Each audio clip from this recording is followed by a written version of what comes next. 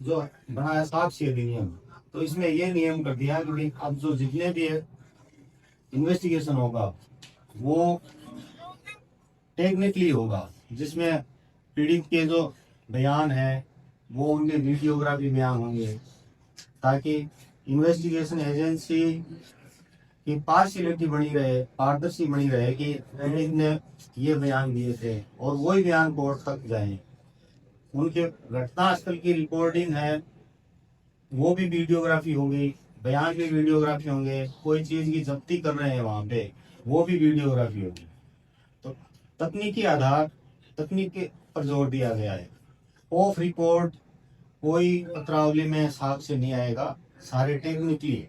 और ये प्रावधान कर दिया कि जो भी जब्ती कर रहे हो किसी से भी, वो तो 100% ही वीडियोग्राफी हो उसकी। तो चाहे किसी से कुछ भी जब्त कर रहा हो, किसी अपराधी से जब्त कर रहे हो, कहीं स्थान से जब्त कर रहे हो, कुछ भी कर रहे हो, तो उसकी वीडियोग्राफी जरूरी है।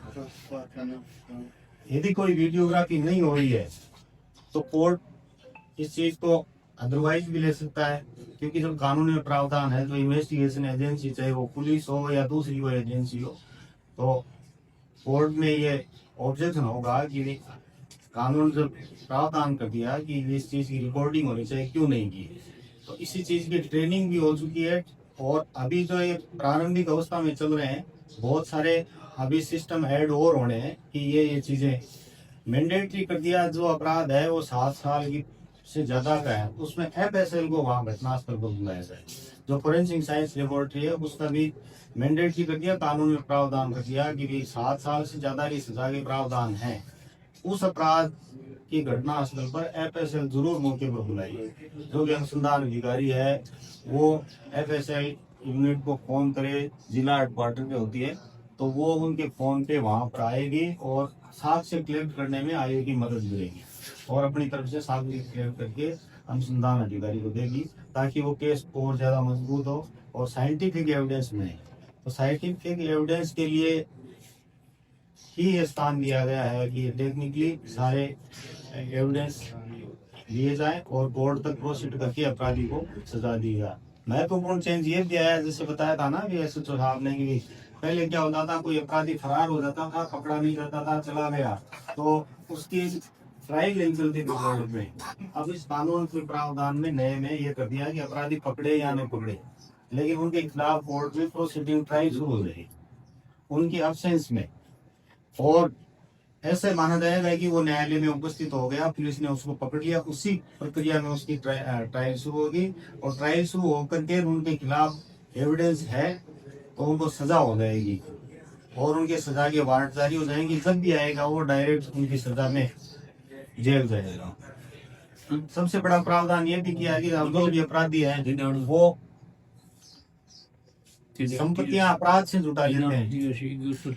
जैसे NDPS के जो अपराधी होते हैं, मादक पदार्थों की तस्करी करके बहुत सारे अवैध राशि जुटा लेते हैं, बहुत सारे संगठित अपराध करके बहुत सारी राशियां जुटा लेते हैं, कोई फिरौती मांग के राशियां जुटा लेते हैं। तो इसमें ये प्रावधान कर दिया 107 में कि उस अपराधी की आईओ संपत्ति सीज कर सकता है, उस अपराध से जुटाई हुई संपत्ति को सीज करेगा, उसकी रिपोर्टिंग बना करके न्यायालय में भेजेगा और न्यायालय उसकी जब्त करेगा, नीलाम करेगा और संबंधित जो पीड़ित पक्ष है उनको वो राशि लौटाएगी। मान लीजिए किसी के चोरी हो गई या डकैती, लूट जो भी हुई है, कोई नकबजनी हुई है, उस नकबजनी से उन्होंने बरामदगी पुलिस से हुई नहीं या करवाई नहीं, वो जो पैसे हैं उन पैसों से उन्होंने कोई जमीन खरीद ली, प्लाट खरीद लिया या गाड़ी खरीद ली, तो पुलिस का अब ये कानून में प्रोसेस है कि पुलिस उसकी गाड़ी, जमीन या जो प्लाट या जो घर या मकान जो बनाए उनको जब्त करो, उनको जब्त करके और न्यायालय में वो रिपोर्ट भेजो।